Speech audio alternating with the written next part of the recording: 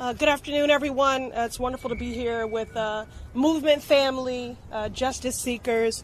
Grateful to Congressman Kazar for convening this and bringing us all together during this deeply painful and consequential inflection point. Thank you all for being here today, although I wish you didn't have to be. As I've said so many times before, I look forward to a day where people do not have to relive or weaponize their trauma in order to compel action from their government. It is a shame that we have to gather here today, once again, to put the administration on notice and remind them who it is that they are accountable to.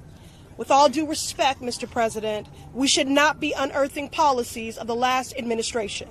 A diverse, multi-generational, and multicultural coalition who organized and mobilized their communities to reject the cruelty that defined the prior administration and deliver us the White House demands that we do better.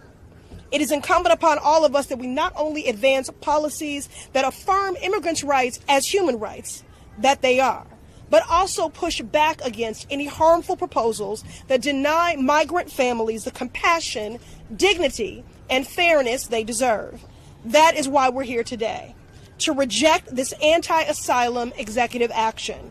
For too long, we have let Republicans demonize our immigrant neighbors and set the frame for our public discourse.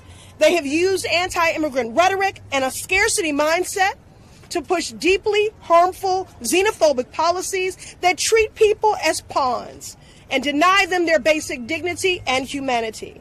And that is why it is extremely disappointing that this White House would choose to double down on the previous administration's harmful and flawed immigration policies that would gut the asylum process, deny immigrants their due process, and put vulnerable families back in harm's way, especially Black, brown, and indigenous migrants.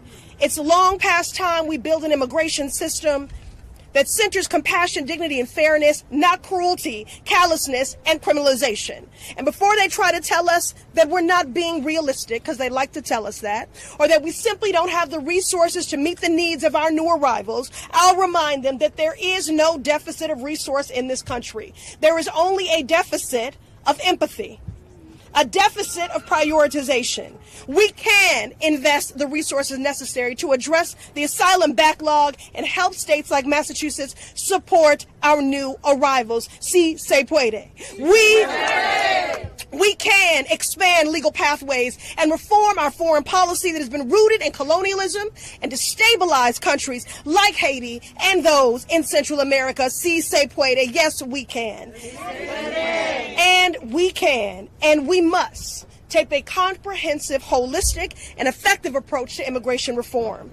For our dreamers, for our TPS holders, for our asylum seekers, for our unaccompanied minors, and for every person that comes to the United States in hopes of contributing to our nation and building a future for themselves and our loved ones. Listen, I know Congress's failure to act limits the tools of the executive branch. That is clear.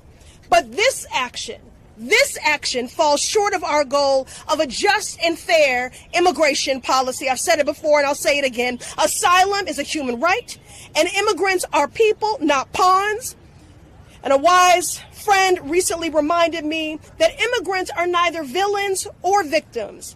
They are people with talents, gifts, hopes, and dreams, with homes and families.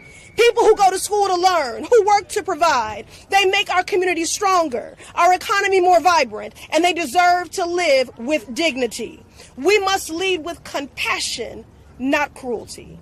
I urge the White House to immediately reverse course and work with us to build a just immigration system that affirms asylum as a human right and respects the dignity and humanity of all people.